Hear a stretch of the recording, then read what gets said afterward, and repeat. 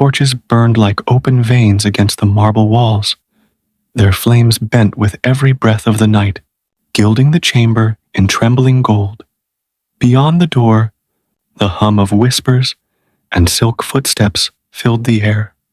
Courtiers, clerics, envoys, each one summoned not to bless a marriage, but to bear witness to its proof.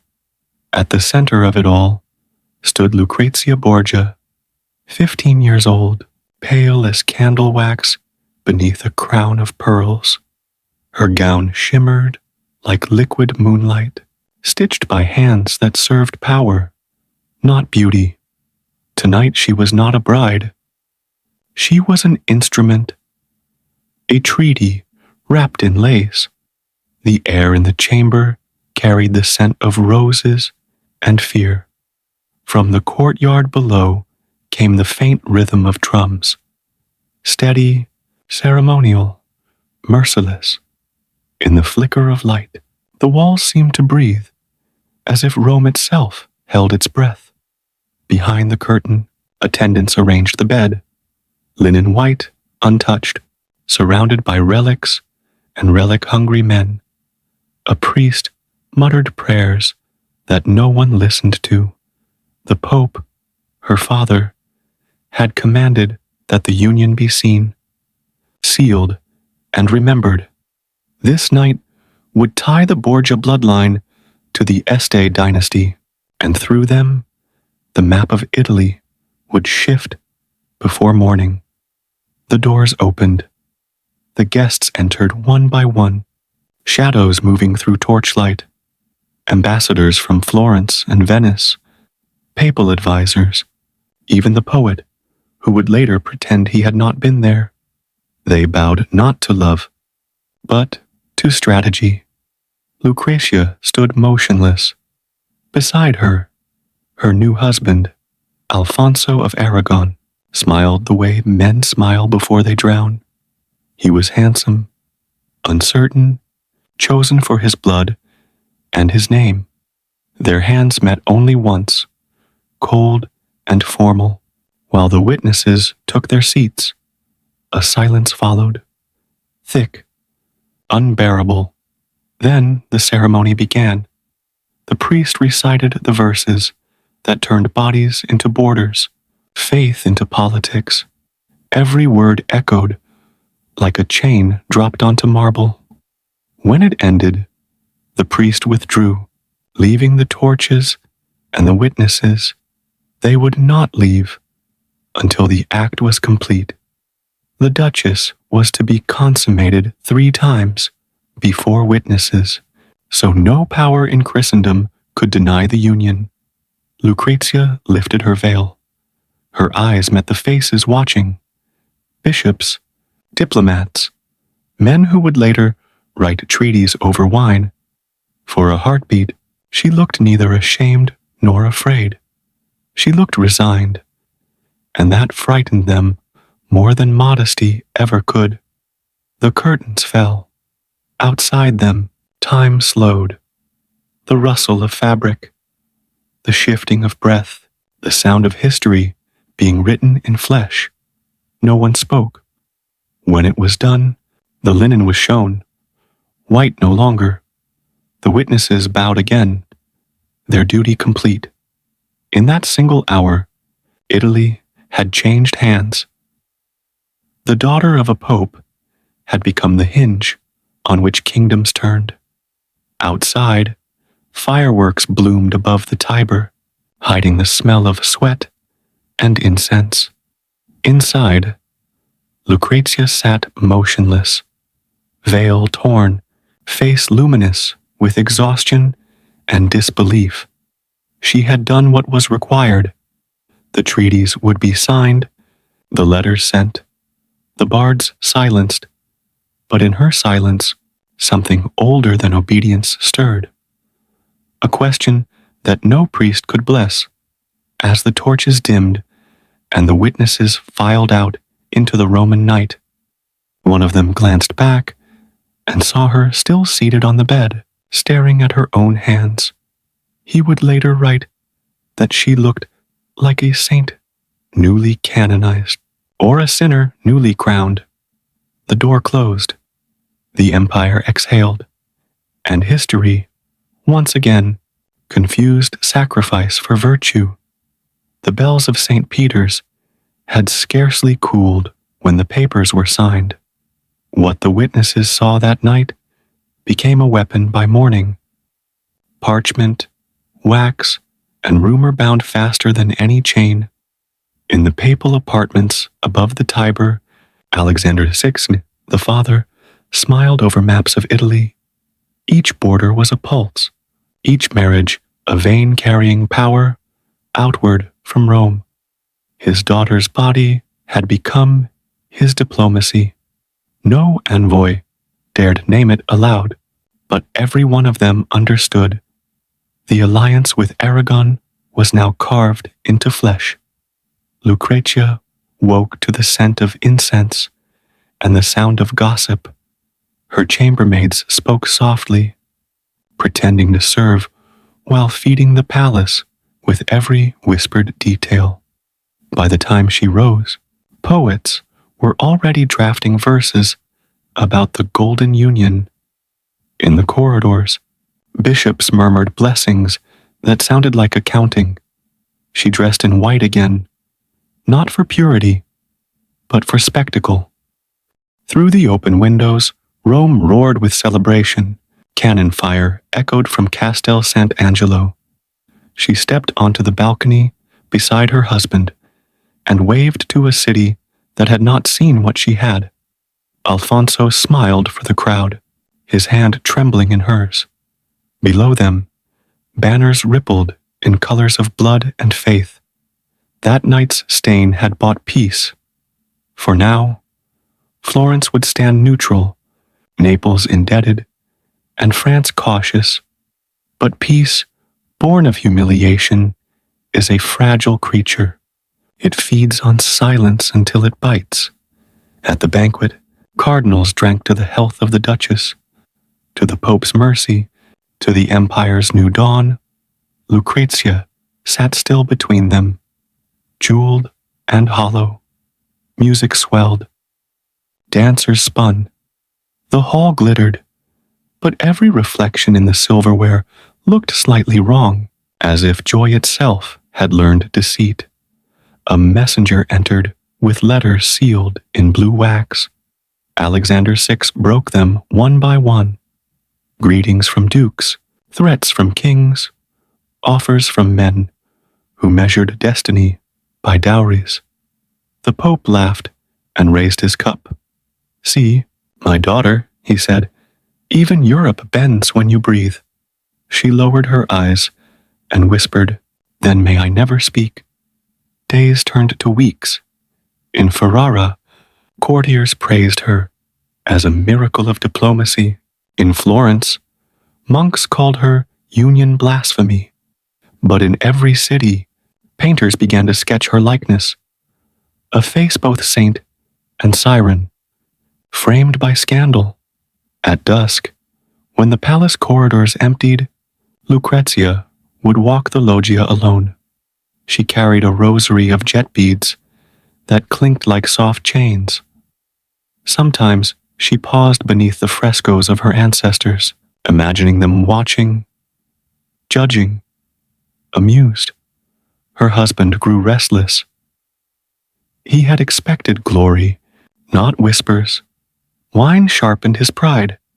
Envy soured his sleep. One evening, he struck her, once, and immediately fell to his knees in panic. She said nothing. The silence frightened him more than blood would have. The Pope heard of it. By dawn, Alfonso was summoned, lectured, then forgiven. Forgiveness being Rome's most expensive habit.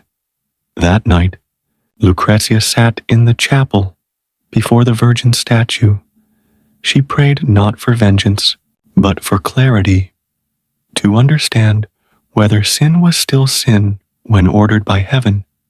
Outside, thunder rolled over the city. Inside, the candles shivered. Every shadow in the chapel seemed alive, whispering the same truth. That power had made her sacred and disposable at once. When she rose from her knees, she no longer trembled. If the world demanded an angel to secure its peace, then she would learn to wear wings made of knives.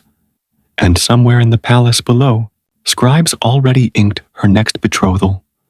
Because in Rome, even perfection had an expiration date. The marriage that had begun in ceremony turned into rumor. It moved through palaces and taverns like perfume, sweet at first, then suffocating. Every whisper about Lucrezia Borgia carried both fascination and fear. To the faithful, she was an innocent trapped between crowns. To the ambitious, she was a ladder worth climbing. To her enemies, she was a convenient sin. In Florence, painters traded her likeness in sketches, a saint's face hiding a serpent's smile. In Venice, poets wrote verses about her body as if it were a border between kingdoms. And in Rome, the Pope's own courtiers turned gossip into gospel.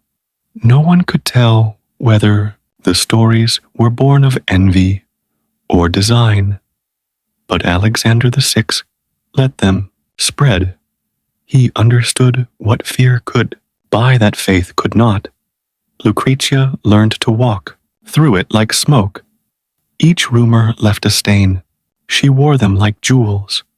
At banquets, she smiled just enough, spoke only when silence might be mistaken for guilt. The courtiers thought they were watching a girl unravel. In truth, they were watching her learn control. Her husband, Alfonso, could not keep pace. The more powerful she became in rumor, the smaller he grew in fact. Letters from his cousins in Aragon filled him with doubt. Whispers that he had married into scandal, that the Pope's daughter was a curse wrapped in gold. Wine turned his envy into something crueler. One evening in spring, the garden fountains ran red with sunset. Alfonso found her walking alone among the roses. He accused her of betraying him, not with men, but with power. She met his fury with silence, and that silence broke him. He fled the city 2 nights later, leaving behind a letter that reached the Pope before dawn. It said only, "I was a husband. I became a shadow." The Vatican reacted as it always did, not with grief, but with policy.